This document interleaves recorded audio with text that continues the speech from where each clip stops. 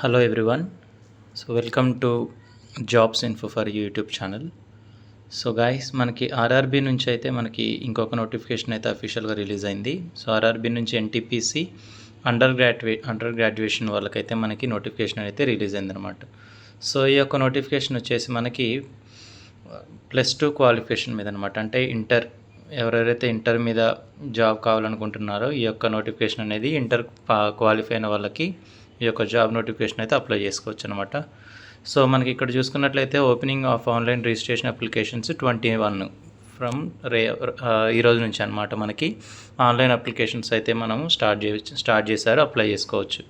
అలాగే last date చూసుకుంటే మనకి అక్టోబర్ 20వ తారీఖు అయితే లాస్ట్ డేట్ అయితే ఉందన్నమాట. సో ఈ యొక్క నోటిఫికేషన్కి ఏ పోస్టులు అయితే ఉన్నాయంటే, so commercial come ticket clerk, accounts clerk cum typist, trains clerk, junior clerk cum typist. So 4 పోస్టులు ఉన్నాయన్నమాట మనకి. సో 4 పోస్టులు అనేవి మనకి డిఫరెంట్ వేకెన్సీస్ అయితే ఉన్నాయన్నమాట. సో మీకు తెలిసినట్లు కదా, కమర్షియల్ కమ్ టికెట్ క్లర్క్ అంటే మీకు మనకు టీసీస్ అనమాట, టీసీ వర్క్ ఉంటుందన్నమాట, ట్రైన్లో టికెట్ చెక్ చేయడం. అలాగే అకౌంట్స్ క్లర్క్ కమ్ టైపిస్ట్ అంటే అకౌంట్స్ డిపార్ట్మెంట్లో ఉంటారు. అలాగే జూనియర్ క్లర్క్ కమ్ టైపిస్ట్ అంటే టైపిస్ట్. అలాగే ట్రైన్స్ క్లర్క్ అంటే ట్రైన్స్ యొక్క వర్క్ చూసుకున్నారనమాట లోపట.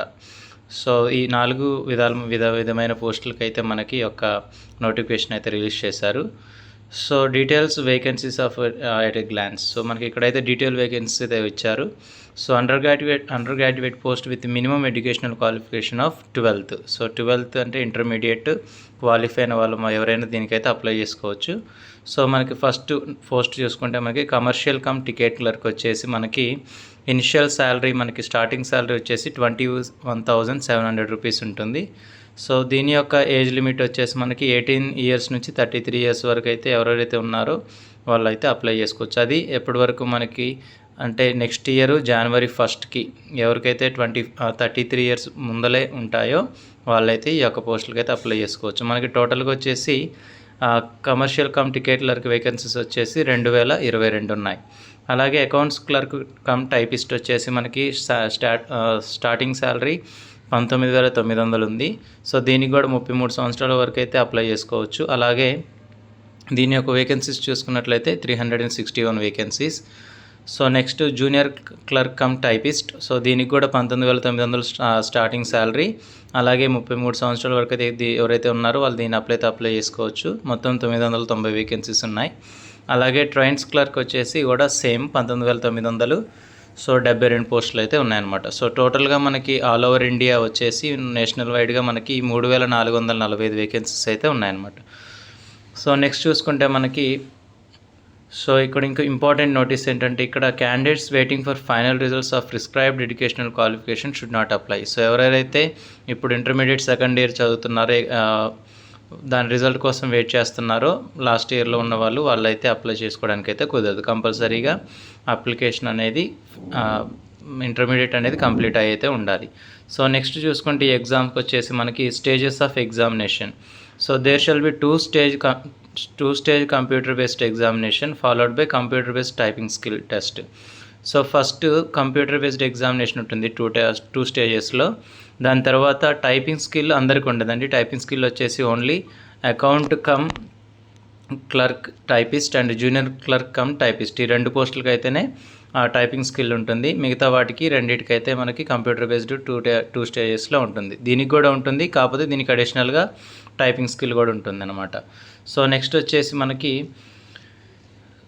ఎలా షార్ట్ లిస్ట్ చేస్తారు, ఒకవేళ ఎగ్జామ్లు మనం అటెంప్ట్ అయిన తర్వాత ఒకవేళ మంచి మార్క్స్ వచ్చాయంటే ఎలా షార్ట్ లిస్ట్ చేస్తారంటే, మనకి ఫస్ట్ స్టేజ్ ఆఫ్ ఎగ్జామినేషన్ ఎవరైతే క్వాలిఫై అవుతారో వాళ్ళకి మనకున్న వేకెన్సీస్ బట్టి 15 టైమ్స్ ఆఫ్ వేకెన్సీస్ అయితే మనల్ని షార్ట్ లిస్ట్ అయితే చేస్తారు. ఫర్ ఎగ్జాంపుల్ మనకి సౌత్ రీజియన్లో ఒక 200 పోస్టులు ఉన్నాయన్నమాట ఫర్ ఎగ్జాంపుల్. సో 200 అంటే 15 × 200 వచ్చేసి మనకి 3,000 మెంబర్స్ని అయితే సెకండ్ స్టేజ్ ఆఫ్ ఎగ్జామినేషన్కి అయితే షార్ట్ లిస్ట్ చేస్తారు.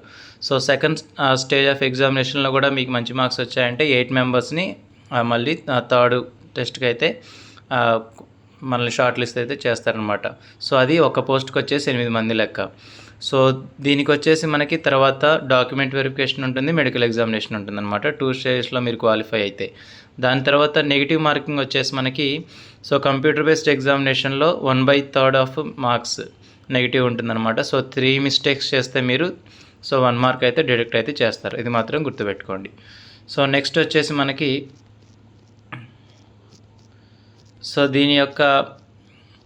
దీని యొక్క వేకెన్సీస్ అనేవి మనకి అనెక్సర్ బిలో ఇచ్చారు. అంటే ఆల్ ఓవర్ ఇండియా మనకి 3445 ఉన్నాయి. కానీ మనకి రీజియన్స్ వైజ్గా సౌత్ రీజియన్, నార్త్ రీజియన్ ఇలా రీజియన్స్ ఉన్నాయి కాబట్టి రీజియన్ వైజ్గా మనకి ఎన్ని పోస్టులు ఇచ్చేదాన్ని బట్టి కింద డీటెయిల్గా ఇచ్చారు, చూద్దాం అది. తర్వాత చూసుకుంటే మనకి medical standards for the post. Medical standards ఎలా ఉండాలి? A3 మెడికల్ స్టాండర్డ్ ఉన్న వాళ్ళకి డిస్టెన్స్ విజన్ 6/9 6/9 అయితే ఉండాలి, విత్ ఆర్ వితౌట్ గ్లాసెస్. అలాగే మనకి B2 మెడికల్ స్టాండర్డ్ ఉన్న వాళ్ళకి distance vision 6/9 6/12 with or without glasses. Near vision అయితే 0.6 0.6 ఉండాలన్నమాట. అలాగే C2 మెడికల్ స్టాండర్డ్ ఉన్న వాళ్ళకైతే distance vision 6/12 with or without glasses or 0.6 combined with or without glasses. Reading close work is required. చాలా దగ్గరగా ఉండి చదవటం అనేది, రీడ్ చేయడం అయితే ఉండాలన్నమాట. నెక్స్ట్ చూసుకుంటే మనకి దీని యొక్క ఏజ్ లిమిట్ వచ్చేసి మనకి UR అండ్ EWS క్యాండిడేట్స్కి వచ్చేసి మనకి 1992 తర్వాత పుట్టిన వాళ్ళు, అలాగే OBC నాన్ క్రీమిలర్ లేయర్ సర్టిఫికేట్స్ ఉన్న వాళ్ళు అయితే 1989 తర్వాత పుట్టిన వాళ్ళు, అలాగే SC/ST క్యాండిడేట్స్ వచ్చేసి 1987 తర్వాత పుట్టిన వాళ్ళు అయితే ఈ యొక్క జాబ్స్కి అయితే అప్లై చేసుకోవచ్చు. ఏజ్ గ్రూప్ వచ్చేసి మనకి 18 to 33 years అనమాట. నెక్స్ట్ వచ్చేసి మనకి ఎడ్యుకేషన్ క్వాలిఫికేషన్ చెప్పినట్లు కదా. మనకి 12th క్లాస్ అయితే పాస్ అయి ఉండాలి, ఇంటర్మీడియట్ సెకండ్ ఇయర్, అది కంపల్సరీ. అలాగే ఎగ్జామినేషన్ ఫీ వచ్చేసి మనకి for all candidates except the fee concession categories mention below serial number 2 అందరికి వచ్చేసి 500 ఉంటుంది ఎగ్జామ్ ఫీజు. ఈ యొక్క 500 అనేవి ఫస్ట్ స్టేజ్ ఆఫ్ CBT, మీకు ఫస్ట్ స్టేజ్ ఆఫ్ CBTకి మీరు అటెంప్ట్ అయ్యి తర్వాత మీకు అమౌంట్ అనేది అయితే రిఫండ్ అయితే వస్తుంది 400 అనేది. ఓకేనా, ఇదైతే గుర్తుంచుకోండి. అలాగే SC/ST మైనారిటీ కమ్యూనిటీస్కి, ఎక్స్ సర్వీస్మెన్కి, ఫీమేల్ క్యాండిడేట్స్కి, అలాగే ఫిజికలీ హ్యాండిక్యాప్డ్ క్యాండిడేట్స్కి అయితే మీకు 250 రూపీస్ అయితే ఎగ్జామ్ ఫీ అయితే ఉంటుంది. మోడ్ ఆఫ్ పేమెంట్ వచ్చేసి మీకు ఆన్లైన్లో అప్లై చేసేటప్పుడు అయితే ఫీ అయితే పేమెంట్ చేయాలి. ఇదైతే గుర్తుపెట్టుకోండి. అలాగే నెక్స్ట్ వచ్చేసి మనకి